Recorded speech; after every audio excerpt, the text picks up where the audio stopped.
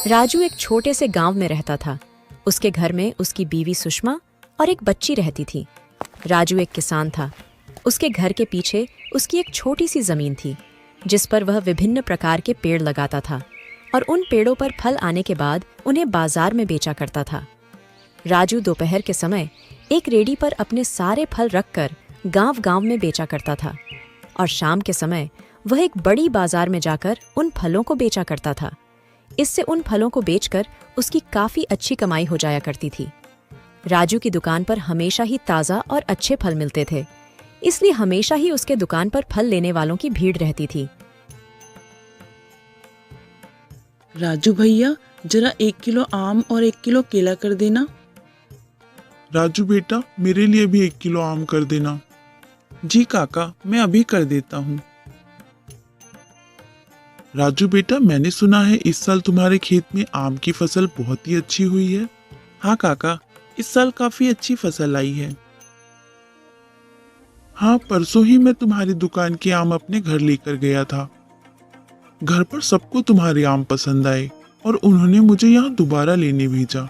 ऐसा करो, तुम 1 पेटी आम कर दो। इस तरह राजू के आम का व्यापार काफी अच्छा खासा चल रहा था। शाम तक सारे आम बेचने के बाद राजू घर चला जाता है। सुषमा, ये लो आज का मुनाफा। इस बार हमारी आम की फसल काफी अच्छी हुई है, इसलिए हमें मुनाफा भी काफी अच्छा हुआ है। जी हाँ, फसल को तो अच्छा होना ही था। आखिर इसके पीछे आपकी इतनी मेहनत जो है। हाँ, ये तो तुमने सही कहा। अच्छा सुषमा, कल मैं सुबह सुबह बड़ी बाजार जाऊंगा और वहाँ से कुछ खाद खरीद कर लाना है।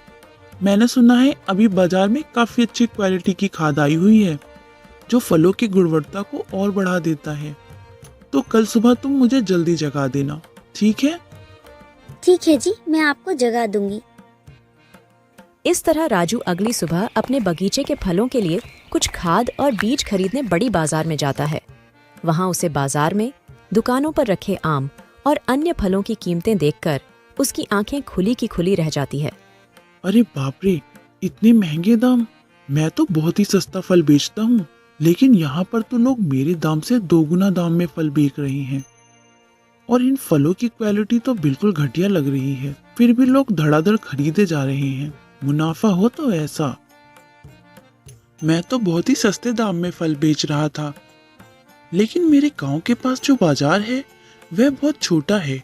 अगर मैं दाम भी बढ़ा देता हूँ तो वहाँ पर लोग इतने महंगे फल नहीं खरीद पाएंगे, इसलिए दाम तो मैं नहीं बढ़ा सकता और इस बाजार में आकर भी फल नहीं बेच सकता, क्योंकि ये बाजार मेरे घर से बहुत दूर है और यहाँ आते आते तक शाम हो जाएगी। फिर मैं फल कब बेचूंगा?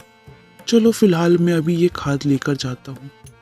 ऐसा सोचकर राजू बाजार से सामान लेकर अपने गांव के पास छोटी सी बाजार में अपने फलों की दुकान लगाता है। राजू अभी उसी दाम में फल बेच रहा था और राजू के फल भी काफी अच्छे बिक रहे थे, पर राजू के दिमाग में उथल पुथल चल रही थी।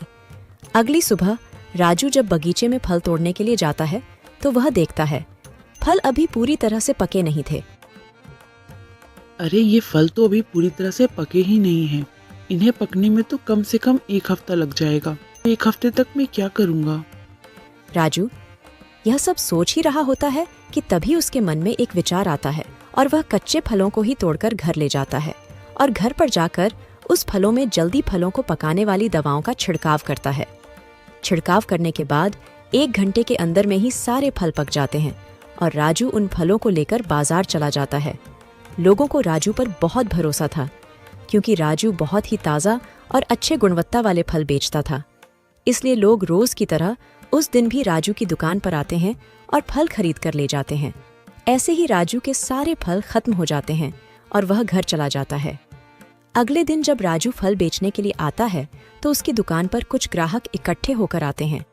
राजू भाई, तुमने ये कैसे आम दिए हैं? मुझे तो इसमें बिल्कुल स्वाद नहीं आ रहा। ये देखो, अंदर से कितने खराब हो गए हैं ये आम, और इनका स्वाद तो बहुत ही खराब आ रहा है। हाँ राजू जी, देखो, मैं भी कल तुम्हारे यहाँ से आम लेकर गया था और ये तो बिल्कुल ही काले पड़ गए। लगता है ये आम मिलावटी है। तुमने हमें मिलावटी आम बेचा है। अरे भैया, ये कैसी बात कर रहे हो आप? आम तो बिल्कुल ताजा बेचता हूँ मैं। बिल्कुल 1 नंबर क्वालिटी के। मेरे जैसे आम तुम्हें इस पूरे बाजार में कहीं नहीं मिलेंगे। तो भैया तुम ही रखो ये आम, हमें नहीं चाहिए। हद होती है, एक तो मिलावटी आम बेचते हो और ऊपर से अनजान बनने का दिखावा करते हो। ये लो पकड़ो अपने आम, अब तुम्हारी दुकान पर मैं आम खरीदने कभी नहीं आऊंगा। हाँ हाँ, मैं भी अब इस दुकान पर आम खरीदने कभी नहीं आऊंगा। हाँ हाँ जाओ जाओ, अगर तुम नहीं आओगे तो मेरे फल बिकना बंद नहीं हो जाएंगे। और भी ग्राहक है यहाँ मेरे आम खरीदने के लिए। हाँ, बड़े आए। ऐसे सारे लोग राजू पर गुस्सा करके वहां से चले जाते हैं। अब ऐसा रोज होने लगा। जो भी लोग राजू की दुकान पर से फल खरीद कर ले जाते, अगले दिन ही शिकायत के साथ उसके फल वापस दे जाते। धीरे धीरे उसकी दुकान पर ग्राहकों की कमी होने लगी, क्योंकि राजू ने मिलावटी फल बेचना बंद नहीं किया। उसने फलों को पकाने के लिए उनमें केमिकल का इस्तेमाल किया, जिसकी वजह से फल की गुणवत्ता खराब हो गई। फिर एक दिन ऐसा आया कि राजू की दुकान पर एक भी ग्राहक नहीं आता है और राजू सारा दिन इंतजार करने के बाद अपने फलों का ठेला लेकर घर चला जाता है।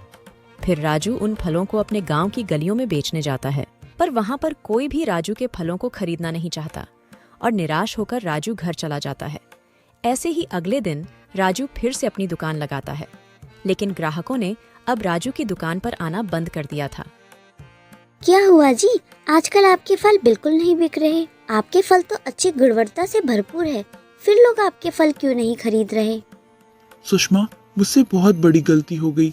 मेरे फल काफी अच्छे बिक रहे थे और मुझे कमाई भी अच्छी हो रही थी, इसलिए मेरे मन में लालच आ गया था और मैंने समय से पहले ना पके हुए फलों को तोड़कर उसमें केमिकल मिलाकर और उसको पकाकर बाजार में बेचने लगा।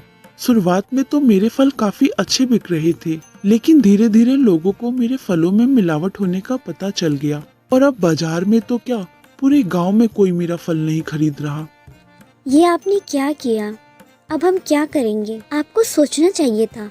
मिलावटी फल खाने से लोगों के शरीर के साथ आप खिलवाड़ कैसे कर सकते हैं? आपको पता है ना, मिलावटी फल खाने से कितनी बीमारियां होती हैं, और हम खुद अपने खानों में मिलावटी फलों से परहेज करते हैं, फिर भी आपने फलों में मिलावट करके बेचा। आपको ये नहीं करना चाहिए था। देखो इसका परिणाम क्या हुआ। अब हमारे पास बेचने के लिए कुछ नहीं है। आपके फल खराब हुए सो हुए, लोगों का आपसे भरोसा भी उठ गया। इस घटना से राजू को सबक तो मिल गया था, पर वह अब क्या कर सकता था। राजू ने अपनी एक गलती की वजह से अपना पूरा जमा जमाया काम खत्म कर दिया